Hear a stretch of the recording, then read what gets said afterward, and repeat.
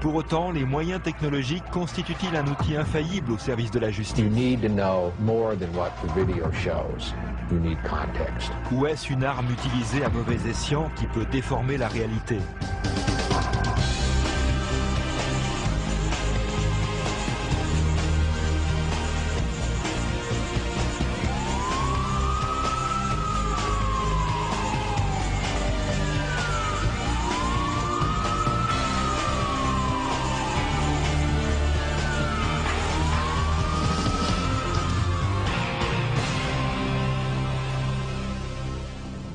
You can step out now if you don't mind.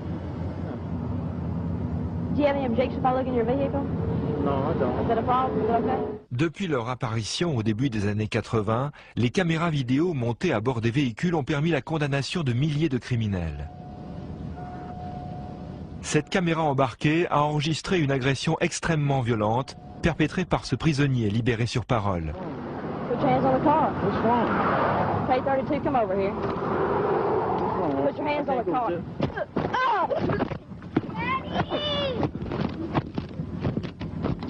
Le policier a survécu à cette attaque, mais la vidéo a permis de condamner l'assaillant à 60 ans de prison. Christina, get in the car. Go, baby, I can't go to jail. Go, baby, get in the car. Les caméras embarquées ne constituent pas le seul moyen d'enregistrer sur vidéo les méfaits des délinquants.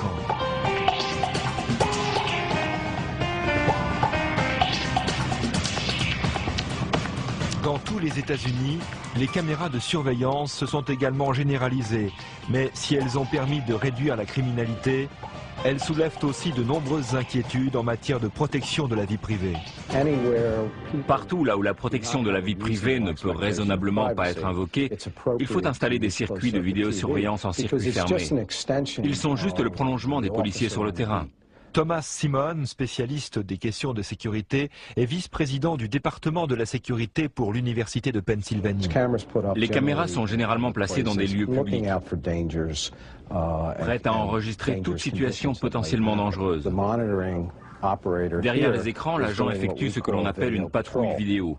Il vérifie si tout va bien, si la circulation est normale, s'il y a le moindre problème, enfin ce genre de choses quoi. En 2000, on dénombre plus de 60 villes américaines qui ont déjà équipé les lieux publics de systèmes de vidéosurveillance. Sur l'ensemble du pays, le marché de la télévision en circuit fermé représente 2 milliards de dollars, soit 2,2 milliards d'euros. Du petit épicier du coin aux citoyens vigilants armés de caméras, en passant par les taxis équipés de systèmes vidéo. Ces dispositifs sont souvent les seuls témoins des infractions commises. La caméra ne ment pas. Une fois que la scène a été enregistrée, vous pouvez la visionner en boucle autant de fois que vous le voulez. Il n'y a peut-être pas de meilleur exemple de justice par vidéo que cette affaire criminelle survenue en 1997 dans un casino et résolue grâce à un enregistrement vidéo. Les clients étaient nombreux en ce jour férié quand l'on découvrit le corps de la petite Sherry Siverson, 7 ans, dans les toilettes du casino où elle avait été violée, étouffée et étranglée. Pour des raisons que chacun comprendra, il n'y a pas de caméra dans les toilettes des femmes. Les scènes de l'enlèvement, du viol et du meurtre n'ont donc pas pu être filmées. Stuart Bell, représentant du ministère public pour le comté de Clark dans le Nevada, a pu avec la police s'appuyer sur les bandes vidéo de surveillance où l'on voit Sherry jouer dans le casino avant de se précipiter vers les toilettes des dames. L'enregistrement a d'abord permis d'avoir une description de la personne qui avait suivi Sherry jusque dans les toilettes. Un homme blanc, adulte, portant un short et une casquette de baseball à l'envers, surmonté de la lettre B. Une jeune fille également présente dans la salle de jeu a pu fournir la description d'un jeune de 18 ans, Jeremy Stromeyer, se souvenant même qu'il venait de Long Beach en Californie. Les enregistrements ont été diffusés aux informations et plusieurs personnes qui avaient été à l'école avec Stromeyer l'ont reconnu et se sont manifestées. C'est comme ça qu'on a pu l'identifier. D'après Bell, la qualité de l'enregistrement aurait joué un rôle déterminant durant les audiences du procès. Nous avons passé des centaines d'heures à voir et revoir cette cassette. Nous avons analysé en détail tous les mouvements des personnes qui rentrent et sortent de la salle et qui auraient pu se rendre dans les toilettes. Il ressortait de tout cela que Jeremy Strohmeyer était entré dans les toilettes des dames vers 15h47 à la suite de Sherry Siverson et qu'il y était resté environ 25 minutes avant d'en sortir et de quitter la salle. Sherry, elle, n'est jamais sortie. Son corps a été découvert par son père et une serveuse environ 3 quarts d'heure après que Strohmeyer ait quitté les lieux.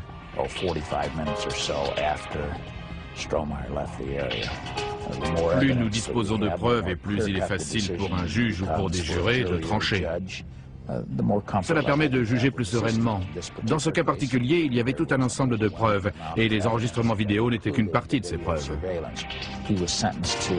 Strohmeyer a été condamné plusieurs fois à la perpétuité sans possibilité de remise de peine. Justice était faite. En Géorgie, dans le secteur rural de Katuala, c'est un enregistrement privé qui s'est révélé décisif pour établir les responsabilités lors d'un conflit de voisinage à l'issue tragique. Le conflit s'est cristallisé sur ce rond-point à sens unique. Les Westbrook accusaient les Ragan d'emprunter le sens interdit et avaient même déposé une plainte. Dans la perspective d'une audition au tribunal, les Westbrook décidèrent de provoquer et d'enregistrer un accident avec leurs voisins pour présenter cette preuve devant la justice. Pendant que son mari attendait dans son véhicule que les Ragan empruntent le passage interdit, Madame Westbrook était postée de l'autre côté de la route avec sa caméra. L'accident était monté de toutes pièces. Il aurait clairement pu être évité. Par la suite, le shérif Mike Jolley a examiné la scène de l'accident enregistrée par Madame Westbrook.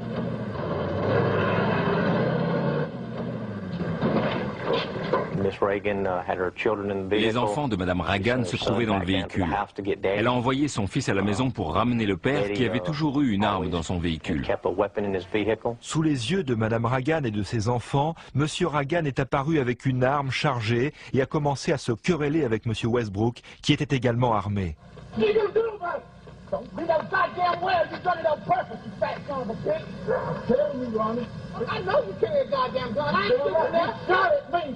Are you a lie? No, I ain't. You're a lie. Well, you're a chicken.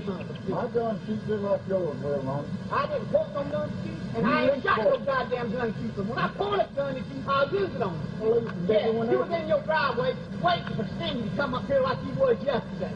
Westbrook, ici en short rouge, fait face à son adversaire par-dessus l'automobile de ce dernier. Comme on le voit à l'image, Westbrook a aussi une arme.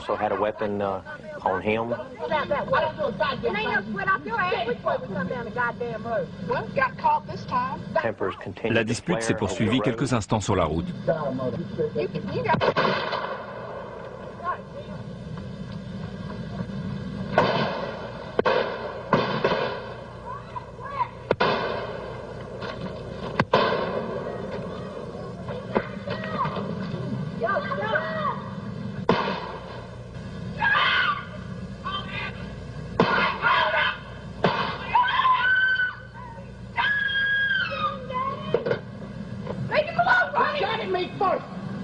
On voit clairement que c'est Ragan qui tire le premier et les deux hommes échangent 11 coups de feu en moins de 22 secondes. Il y a 2 dixièmes d'écart seulement entre les 2 premiers tirs des 2 hommes. On peut dire qu'ils ont échangé pas mal de plomb. Touché à 2 reprises, Westbrook ne survivra pas à ses blessures. Ragan était accusé d'homicide volontaire et de meurtre pour ce qui semblait être un cas classique de meurtre avéré grâce à une bande vidéo. Mais une étude plus attentive de l'enregistrement montre que c'est Westbrook qui dégaine et lève son arme le premier, peu avant que Ragan n'ouvre le feu.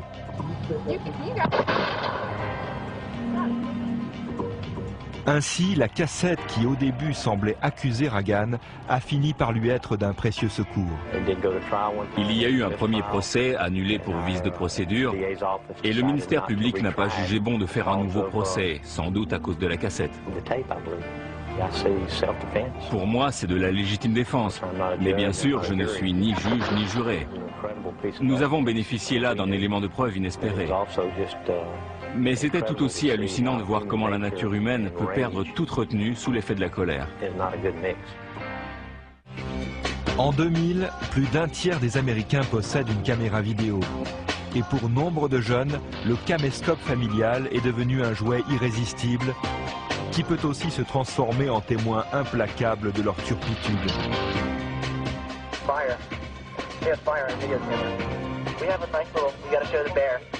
Même si vous avez un témoin de la scène, ce n'est pas la même chose que de voir et d'entendre les coupables en action. On demande souvent au procureur Robert Cohen pourquoi certaines personnes sont assez imprudentes pour enregistrer elles-mêmes leurs propres méfaits. On peut expliquer ça de plusieurs façons. Ça peut permettre de revivre la scène de ses exploits, mais aussi de se faire valoir auprès de ses amis. Houston, Texas. Une bande de copains décide d'enregistrer les actes de vandalisme qu'elle commet dans le voisinage. Une de leurs blagues favorites consistait à creuser un trou sur une piste cyclable en le camouflant avec des branchages, puis à enregistrer la chute des cyclistes qui tombaient dans le piège.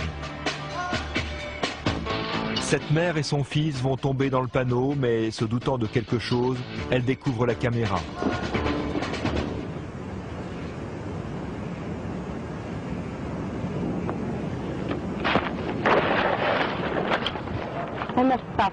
J'imagine qu'il pensait que ce serait une scène formidable. Elle se trouve alors face au groupe et la situation se gâte rapidement.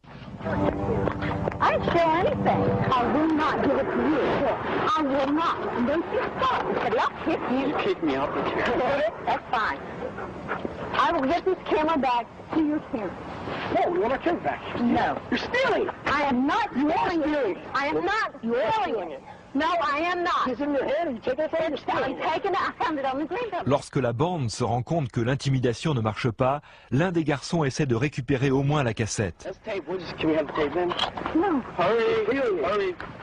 Give me your name and your address. Okay, we'll tell you all our names if you just give me a bike. No. Okay, we'll just take it. Well, I will give it to your parents. Isn't that bike? All right. You tore the green belt up for one. We didn't do that. Oh, bull. We didn't do any of that. Oh, God. We didn't do that. We saw it right there. We saw it. We were taping it, though. We didn't do it. Well, I'm not going to get the camera until I talk to your parents and show them what you've done on the green belt, for one. You touched it, okay? That's fine. But when I get this back, then I want my bike back. Okay, that's the deal. Here's Craig. They just took my bike. This is your bike? Yeah. But I've got a $1,300 camera here. That's theirs. De retour chez elle, elle visionne la cassette. Et ce qu'elle voit la pousse alors à téléphoner à la police.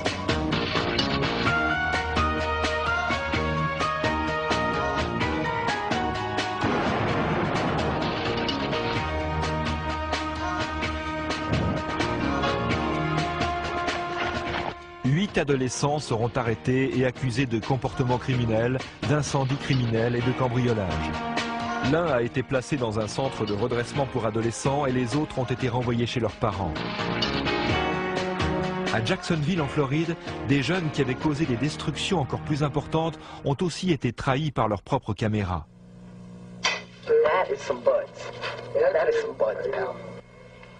Ces jeunes filles commencent leur divertissement en obligeant le chien à prendre de la marijuana.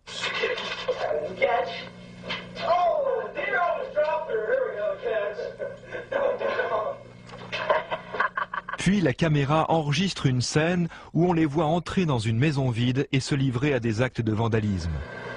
This is the house we're fixing to break into. Oh my.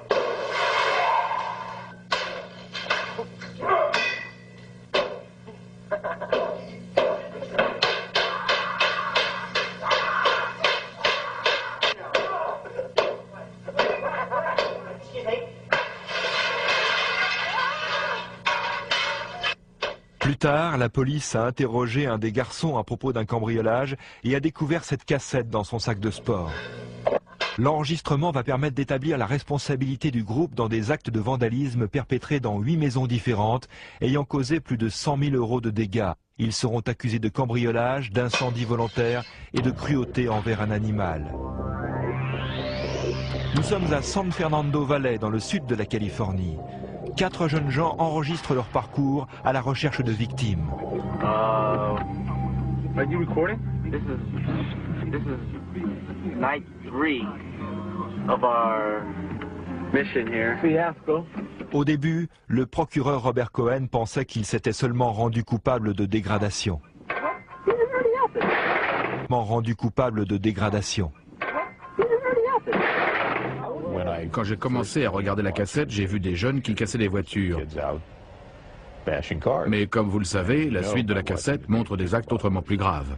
À la fin, j'étais abasourdi par ce que j'avais vu. Ils ont commencé à tirer sur les passants avec une carabine chargée de balles de peinture. Ces balles peuvent atteindre une telle vitesse que le fabricant recommande d'utiliser des protections pour tout le visage et le corps.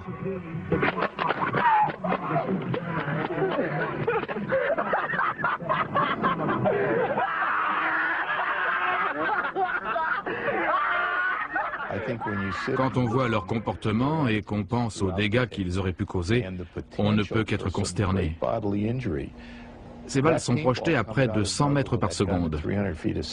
Les gens pensaient vraiment qu'on leur tirait dessus.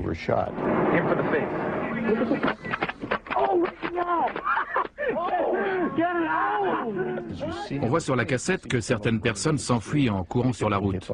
Ils auraient tout aussi bien pu se faire heurter par une voiture.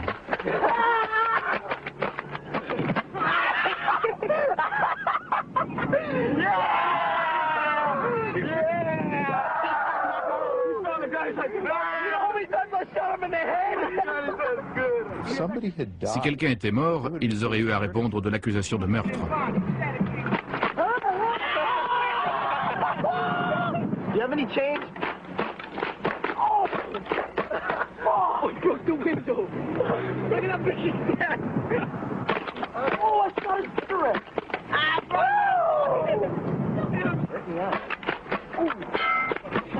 J'imagine leur surprise au moment où leur caméra fait un plan panoramique sur l'arrière du véhicule. Sans cette cassette, on n'aurait jamais pu avoir toutes ces informations au tribunal. L'affaire aurait été considérée comme bien moins importante. Et on n'aurait pas eu conscience de leur comportement, même avec les témoignages des victimes. Pour avoir une idée du caractère épouvantable de leurs actes, il fallait vraiment voir leurs réactions. Ce sont des éléments dont on dispose très rarement dans une affaire criminelle. Le conducteur et 2 tireurs ont été condamnés à 4 ans de prison chacun et ont dû payer des dizaines de milliers de dollars de réparation. Celui qui tenait la caméra a pour sa part écopé de 2 ans de prison. Je fais ce boulot depuis près de 28 ans et c'est sans doute la preuve la plus accablante que j'ai jamais vue. Avec l'explosion récente des technologies de la vidéo, on s'est habitué à voir à la télévision des scènes de criminalité prises sur le vif et qui permettent, à partir d'images fortes, d'établir un verdict quasi instantané de culpabilité ou d'innocence. Les professionnels de la justice, comme l'avocat de la défense Maître Fall, ont toutefois appris qu'un enregistrement pouvait livrer plus d'informations qu'il ne semblait à première vue. Chaque fois qu'un enregistrement est présenté comme un élément de preuve, il faut l'étudier image par image. Quand vous visionnez une cassette 20 ou 30 fois, vous voyez des choses que vous n'aviez pas remarquées auparavant. Il est assez fantaisiste de croire que les vidéos apportent comme par magie une réponse aux questions que se posent les médias, l'accusation ou la défense. Il faut avoir d'autres éléments, il faut connaître le contexte. Dans cette partie, Lou Cannon, un journaliste chevronné, et l'avocat Fall offrent des interprétations différentes de 2 scènes qui comptent parmi les plus violentes jamais enregistrées. Aucune bande vidéo n'a peut-être suscité davantage d'émotion que ce document de 1991 montrant le passage à tabac de Rodney King, un automobiliste noir. Pour la plupart des gens, ce document apportait la preuve indiscutable de brutalité policière inouïe. À première vue, on voit un groupe de personnes en uniforme qui mettent une raclée à ce type, parfois debout et couché à terre à d'autres moments, puis se relevant de nouveau. Cannon a examiné scrupuleusement le passage à tabac de Rodney King et il en tire des conclusions qui figurent dans l'ouvrage qu'il a consacré au sujet. L'enregistrement a été effectué par un simple citoyen à l'aide d'un caméscope, mais il ne contient que 81 secondes d'une scène qui a duré plus de 7 minutes et qui venait après une course-poursuite de plus de 10 km. Les médias, en diffusant cet enregistrement en boucle, ont le plus souvent montré uniquement les parties les plus violentes de la scène. Devant leur poste de télévision, les gens n'ont vu que 68 secondes sur les 81 secondes de l'enregistrement. Les 13 premières secondes avaient été coupées. Dans ce passage coupé, vous pouvez voir Rodney King se dirigeait vers l'un des policiers. Est-ce qu'il va essayer de passer à côté de lui ou est-ce qu'il va l'attaquer? Toujours est-il qu'il fonce droit sur lui. En voyant une partie seulement de l'enregistrement, Cannon estime que la majeure partie du public s'est fait une fausse opinion de la réalité. Selon lui, la police essayait en fait de maîtriser un suspect dangereux. La diffusion de cette cassette a suscité une émotion considérable et 4 policiers impliqués dans les violences ont dû répondre de l'accusation d'agression devant un tribunal pénal. Je pense que cette cassette constituait pour l'accusation un fardeau dont elle ne s'est pas libérée. La procédure imposait à l'accusation de montrer aux jurés l'ensemble de la cassette et pas seulement des morceaux choisis. Même avec ces nouveaux éléments, des questions subsistaient. Pourquoi King se trouvait-il là? Pourquoi les policiers se trouvaient-ils au même endroit? Pourquoi fonçait-il sur eux? Pourquoi le frappait-il? Et c'est alors que vous apprenez qu'il y a eu cette longue course-poursuite et que King n'a pas obéi à toute une série d'injonctions, qu'il a été touché à 2 reprises par des décharges de fusil assommoir de près de 50 000 volts et qui, je vous le garantis, mettent à plat à peu près n'importe qui pendant un bon moment. Les jurés ont également appris qu'après la course-poursuite, les 2 passagers de King se sont allongés au sol, obéissant aux ordres de la police, et qu'aucun mal ne leur a été fait, tandis que King, lui, a continué de résister. Il faut toujours remettre les enregistrements vidéo en contexte, comme on le fait avec n'importe quel autre type d'information. Vous devez savoir si vous visionnez une partie seulement de l'enregistrement et comment l'incident a débuté. Dans l'affaire Rodney King, les policiers n'ont pas discuté l'évidence. Ils ont admis qu'ils avaient vraiment cherché à tabasser Rodney King. L'avocat Fall a par la suite été le conseil de King dans un certain nombre d'autres actions en justice. La question que soulevait cette cassette était la suivante. La réaction de M. King obligeait-elle la police à le battre? Et l'autre question était, une telle correction ne dépassait-elle pas largement les limites acceptables? Quand j'ai entendu le verdict non coupable, ça dépassait mon entendement. L'annonce de l'acquittement des 4 policiers par un jury composé uniquement de blancs a déclenché une série d'émeutes à Los Angeles d'une violence sans précédent dans l'histoire du pays. Un autre enregistrement vidéo, réalisé pendant les émeutes, a défrayé la chronique. Il montrait un chauffeur de camion, blanc, Reginald Denny, en train de se faire frapper sauvagement par plusieurs Noirs américains. On y voit Damian Williams, un jeune homme âgé de 19 ans, frapper Denny avec un gros morceau de béton. Il fut reconnu comme l'assaillant principal et plusieurs chefs d'accusation furent retenus. Les 3 accusations les plus graves étaient celles de torture, de voies de fait aggravées et de tentative de meurtre. Chacune est obligatoirement sanctionnée par une peine d'emprisonnement à vie, pour autant que certaines conditions relatives à l'état d'esprit de l'accusé soient réunies. C'est Fall qui a assuré la défense de Williams. Ma première démarche a consisté à oublier la perception immédiate de l'affaire que j'avais eue en regardant les images à la télévision. Je me suis donc procuré la cassette et j'ai commencé à l'étudier de très près. Très vite, il m'est apparu que l'affaire était tout à fait défendable en s'appuyant uniquement sur cet enregistrement. L'intention spécifique, telle qu'elle est définie par la loi, suppose un état d'esprit très particulier, impliquant une part de calcul et de préméditation. Or, quand on regarde bien la cassette, on voit bien qu'il s'agit d'une situation chaotique où les esprits sont exaltés et les violences totalement irréfléchies. Tout en reconnaissant la brutalité des actes de son client, Fall s'est servi de la cassette pour contester l'accusation de tentative de meurtre. Si vous étudiez les textes de loi et qu'ensuite vous visionnez cette cassette, vous vous rendez clairement compte que Williams avait l'occasion et les moyens matériels de tuer M. Denny. Tout ce qu'il voulait, en fait, c'était lui faire du mal. Et je le répète, ce n'est pas du tout la même chose qu'une tentative de meurtre. L'intention de nuire, c'est bien différent de l'intention de tuer. Le jury, composé de noirs et de blancs, a été d'accord avec cette version et a reconnu Williams coupable de simple voies de fait, lui infligeant une peine de 5 années de prison. À la fin, chaque juré a exprimé son intime conviction que l'enregistrement validait les arguments de la défense et qu'il s'agissait bien là d'actes commis dans l'hystérie collective.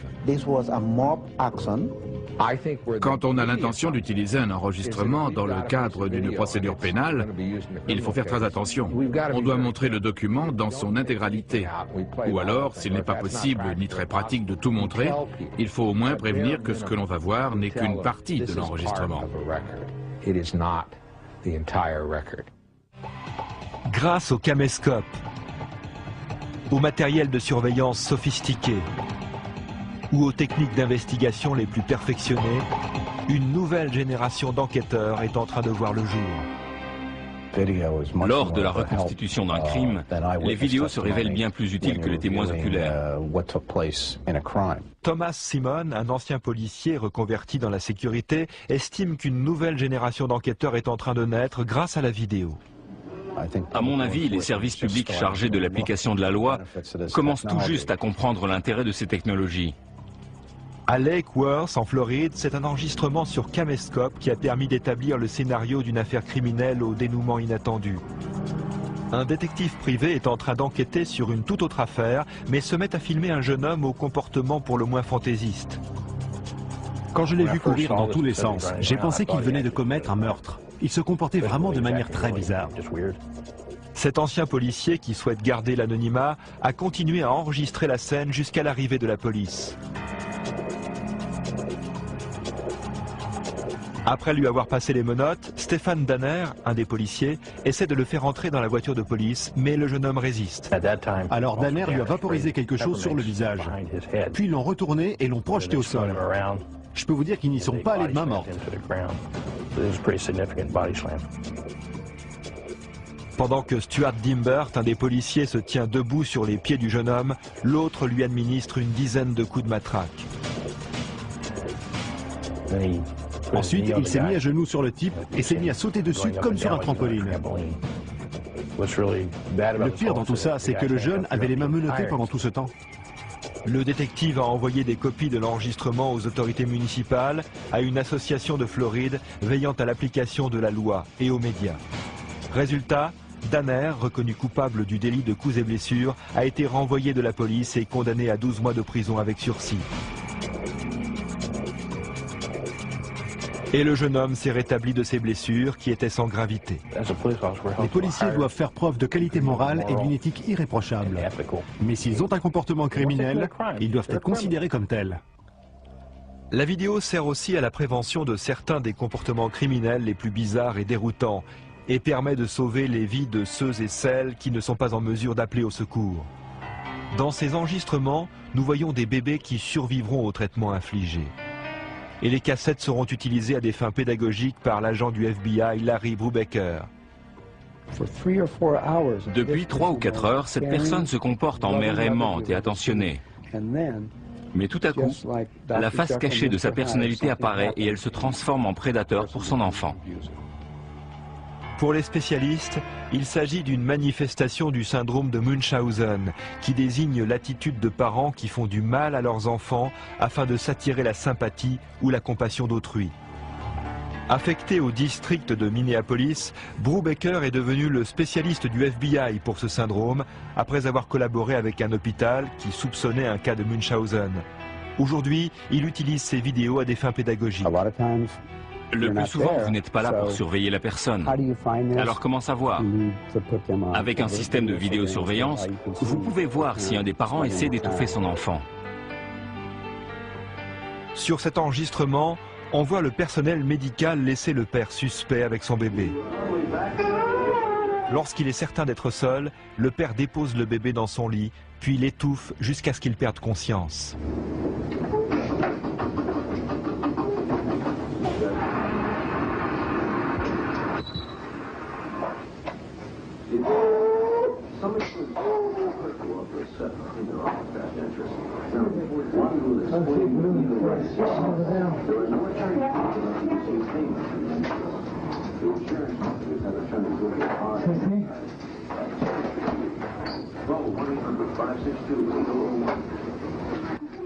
Puis, il appelle à l'aide et fait mine d'être désemparé pour attirer l'attention.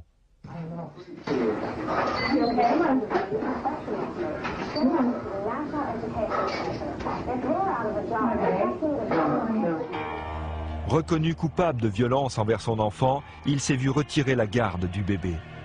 Chaque année aux États-Unis, on découvre ainsi plusieurs centaines de cas de Munchausen.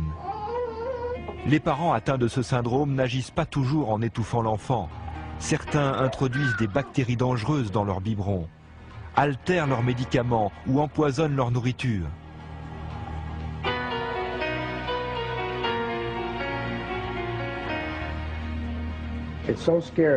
C'est effrayant. Cet enfant ne sait pas encore parler et ne peut pas nous dire.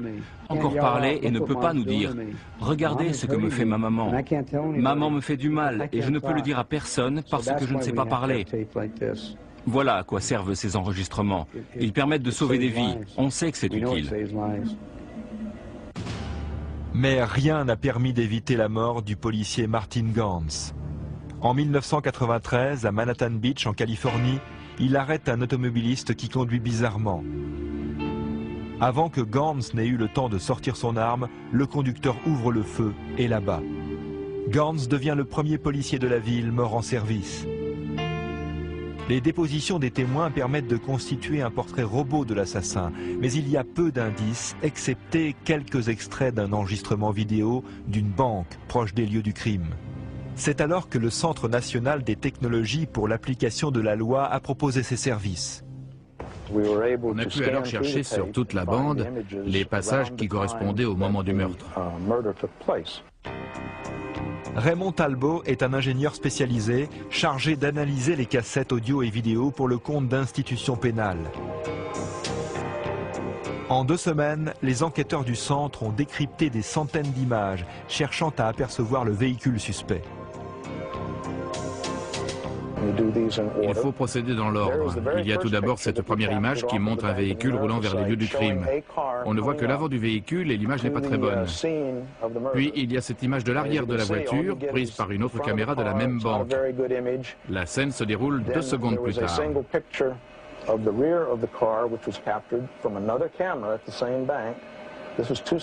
Quelques secondes plus tard, la voiture avait disparu. On a regardé des images prises d'une autre banque un peu plus bas dans la rue. Et voilà une de ces images de la First Interstate Bank, quelques mètres plus loin. On y voit un véhicule rouler vers la banque, tout feu éteint. Nous avions alors 3 images du véhicule suspect.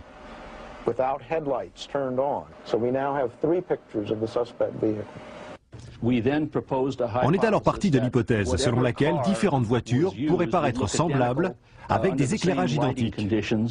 Bob Pence est le directeur du centre pour la côte ouest. On a donc pris différents modèles, de préférence tous équipés d'un haillon, qui étaient similaires aux véhicules suspects. Et on les a comparés un par un pour trouver le modèle qui correspondait le mieux. Dans cette série, on voit une Daihatsu Charade de 1992 qui, comme vous le voyez, ressemble beaucoup au véhicule suspect. Cette nouvelle information déterminante a amené la police à diffuser un avis de recherche du suspect en précisant qu'il conduisait une Daihatsu Charade modèle 1992. En 1994, Roger Brady, alors en liberté conditionnelle, était arrêté pour meurtre à Portland dans l'Oregon alors qu'il conduisait une Daihatsu Charade de 92. L'enquête détermina que l'arme du crime correspondait à celle qui avait abattu Gans. Brady devint le suspect numéro 1. Les autorités californiennes ont alors amené le véhicule de Brady sur les lieux du crime, à Manhattan Beach, pour filmer une reconstitution de la scène. On s'est attaché aux spécificités du véhicule, comme le rétroviseur de droite, le reflet brillant sur le côté, la forme des jantes avant et la marque sur le pare-choc. À presque tous les points de vue, les 2 images semblent correspondre. À mon avis, on dispose d'assez d'éléments pour affirmer qu'il s'agit là du véhicule suspect. La vidéo, ajoutée à d'autres éléments de preuve, a permis d'établir la culpabilité de Brady dans le meurtre de Gans et de rendre justice à Martin Gans. Las Vegas, dans le Nevada. Ici, on ne compte pas moins de 200 casinos qui réalisent un revenu brut de 7 milliards de dollars, soit environ 8 milliards d'euros. À Vegas, tricher est considéré comme un crime et la sécurité dans les casinos revêt une telle importance que toutes les nouvelles techniques de la vidéosurveillance sont d'abord testées ici. Dans le temps, tous les casinos étaient équipés ainsi. On appelle cet endroit l'œil d'en haut. C'est donc ici, sur cette passerelle longue et étroite, que se tenaient les personnes chargées de surveiller les joueurs. Ils utilisaient des jumelles à l'époque. Aujourd'hui, avec les nouveaux moyens technologiques, on n'a plus besoin de cette passerelle, sauf à de très rares moments. La plupart du temps, nous avons recours aux enregistrements vidéo.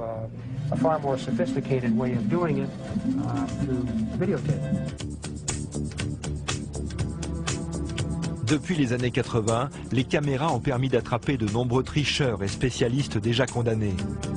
Ou encore des joueurs qui avaient trouvé un moyen de gagner en toute régularité. Sur cet écran, on voit la caméra faire un zoom sur un joueur qui, après une mauvaise donne, cherche à récupérer une partie de sa mise avec ses cartes.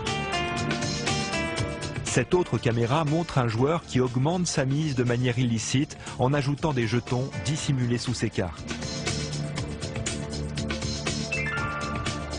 La méthode employée par celui-ci est un peu plus complexe. Il marque les cartes avec une lame de rasoir collée sous son ongle.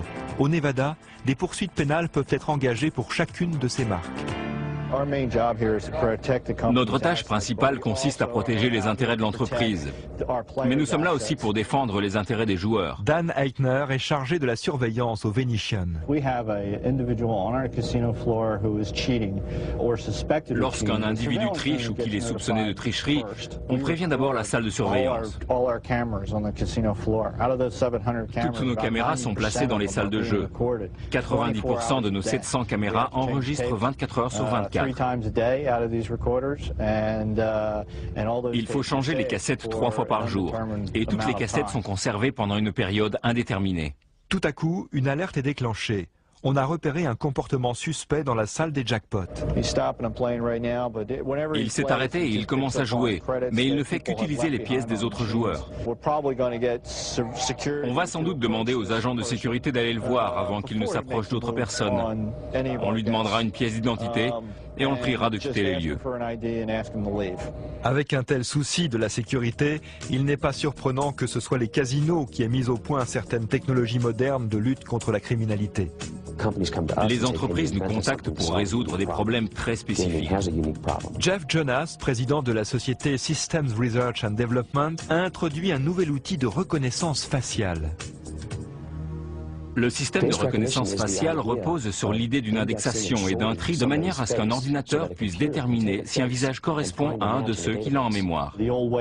Avant, pour faire le même boulot, il fallait consulter manuellement des séries de portraits. Ça représentait des classeurs entiers de photographies.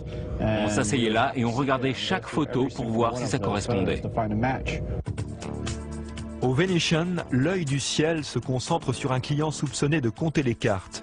Une méthode pour augmenter ses chances de gain en se notant les cartes déjà distribuées. Au Mirage, ils ont repéré un type qui comptait les cartes. Il se fait passer pour un client accro du jeu pour ne pas qu'on remarque son manège. Cette personne, à notre table de jeu, correspondait à la description. On a pris une photo depuis la salle de jeu et dans l'axe du regard pour être sûr qu'on avait bien les yeux.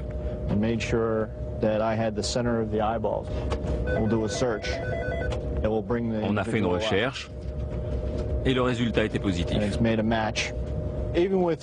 Malgré le changement d'apparence, il a une barbe, et même si la photo est très sombre, le système a reconnu l'individu en se concentrant sur les parties proches des yeux et du nez. Quittons Las Vegas pour voir comment certaines communautés sont parvenues, avec des systèmes de surveillance hautement sophistiqués, à faire diminuer la criminalité de 60 à 80%.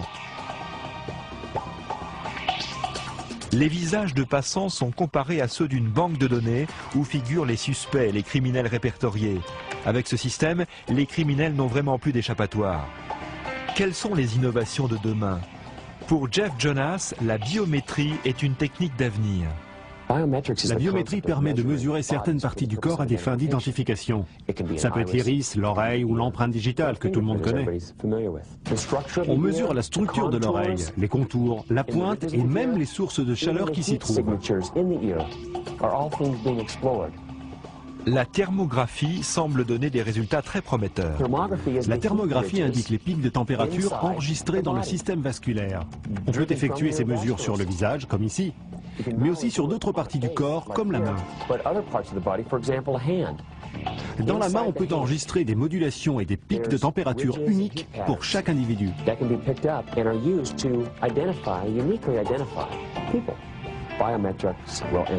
L'usage de la biométrie va se généraliser et va nous faciliter la vie.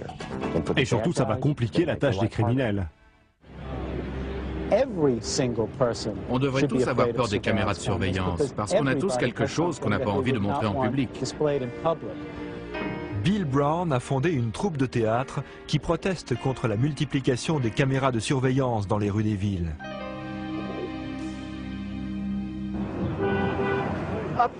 Il y a là une des caméras de surveillance qui a été installée à New York. Si vous ne regardez pas attentivement, vous pouvez croire qu'il s'agit d'un réverbère, mais c'est bien une caméra de surveillance ultra sophistiquée. Ces caméras sont si perfectionnées qu'elles peuvent faire un zoom avant assez précis pour compter l'argent que vous avez en main. Avec 10 caméras de ce type sur un secteur, on peut surveiller tous vos faits et gestes. On estime que dans certaines grandes villes, un citoyen ordinaire est filmé par 300 caméras différentes chaque jour. Pour les défenseurs des libertés civiles, une telle situation porte atteinte à la vie privée de chacun. Nous ne voulons pas donner les pleins pouvoirs au gouvernement au nom de la lutte contre la criminalité, même si cela devait permettre une diminution importante de la délinquance. Norman Siegel dirige le syndicat pour les libertés civiles à New York. À certains endroits de New York, il y a des secteurs entiers où vous ne pouvez pas faire un pas dans la rue sans être filmé. Nous accumulons des quantités phénoménales d'informations sur chaque personne. Et les caméras de surveillance ne font que compléter le profil établi sur chacun en ajoutant l'image aux autres données. C'est vraiment à New York que la situation est la pire. Il n'existe aucune réglementation. Et la recrudescence de ce phénomène est préoccupante. Ces techniques ne doivent pas être employées là où les gens sont en droit d'attendre que l'on respecte leur vie privée. Thomas Simon, spécialiste des questions de sécurité, estime que nous vivrons dans un monde plus sûr grâce à la vidéosurveillance. Dans les rues, les gens ne s'attendent généralement pas à trouver un milieu propice à l'intimité. À un arrêt de bus, par exemple, on sait très bien que l'on est sous le regard des autres. Mais qui contrôlera toutes ces données et comment seront-elles utilisées? L'usage de ces technologies requiert la confiance du public. Les services de sécurité privée ou les services de police doivent garder jalousement les informations recueillies et garantir qu'elles ne seront utilisées qu'à des fins légitimes. Ce qui semble certain en tout cas, c'est que la vidéo devrait jouer un rôle important dans les questions relatives à l'application de la loi et à la justice pénale. Pour moi, ces technologies représentent l'avenir.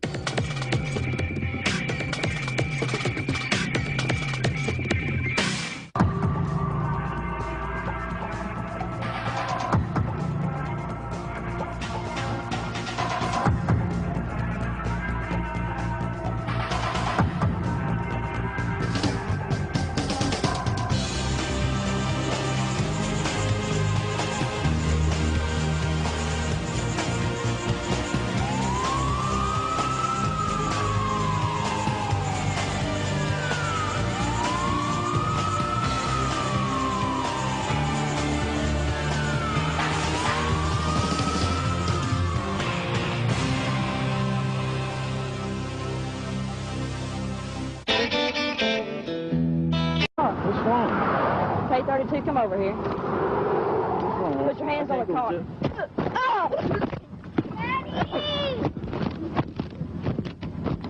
Le policier a survécu à cette attaque, mais la vidéo a permis de condamner l'assaillant à 60 ans de prison. Christina, get in the car. Go, baby, I can't go to jail. Go, baby, get in the car. Les caméras embarquées ne constituent pas le seul moyen d'enregistrer sur vidéo les méfaits des délinquants.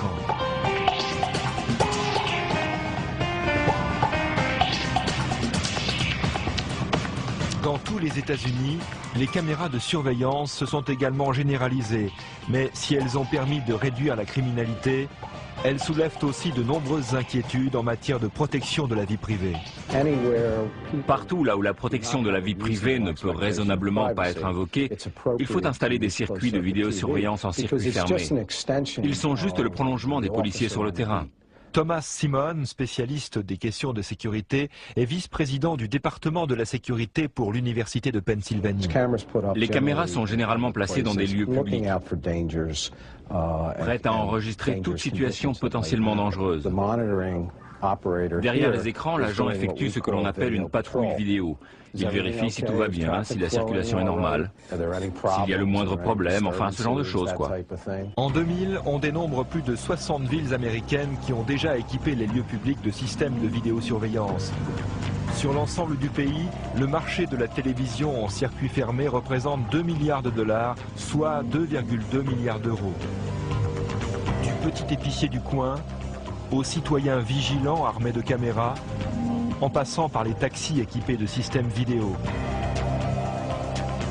Ces dispositifs sont souvent les seuls témoins des infractions commises. La caméra ne ment pas. Une fois que la scène a été enregistrée, vous pouvez la visionner en boucle autant de fois que vous le voulez.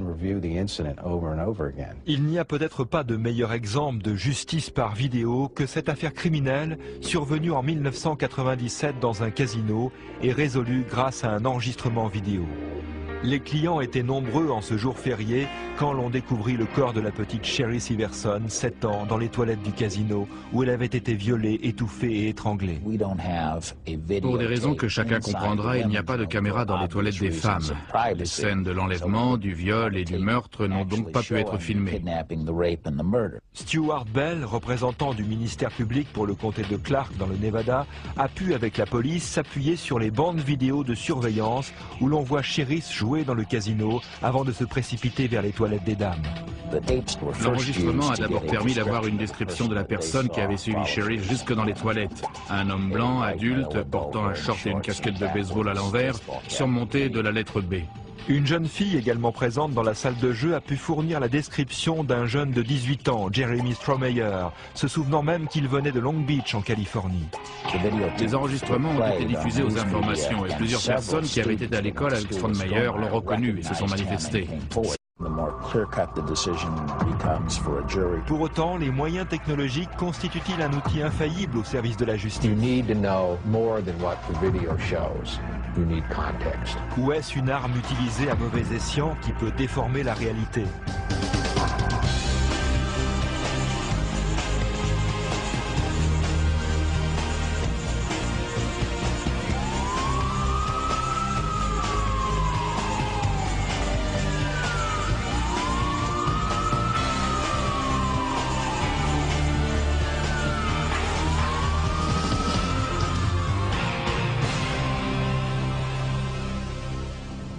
You can step out now if you don't mind. Do you have any objection if I look in your vehicle? No, I don't. Is that a problem? Is that okay? Depuis leur apparition au début des années 80, les caméras vidéo montées à bord des véhicules ont permis la condamnation de milliers de criminels. Cette caméra embarquée a enregistré une agression extrêmement violente perpétrée par ce prisonnier libéré sur parole. C'est comme ça qu'on a pu l'identifier. D'après Bell, la qualité de l'enregistrement aurait joué un rôle déterminant durant les audiences du procès. Nous avons passé des centaines d'heures à voir et revoir cette cassette. Nous avons analysé en détail tous les mouvements des personnes qui rentrent et sortent de la salle et qui auraient pu se rendre dans les toilettes. Il ressortait de tout cela que Jeremy Strohmeyer était entré dans les toilettes des dames vers 15h47 à la suite de Sherry Siverson et qu'il y était resté environ 25 minutes avant d'en sortir et de quitter la salle. Sherry, elle, n'est jamais sortie. Son corps a été découvert par son père et une serveuse environ 3 quarts d'heure après que Strohmeyer ait quitté les lieux.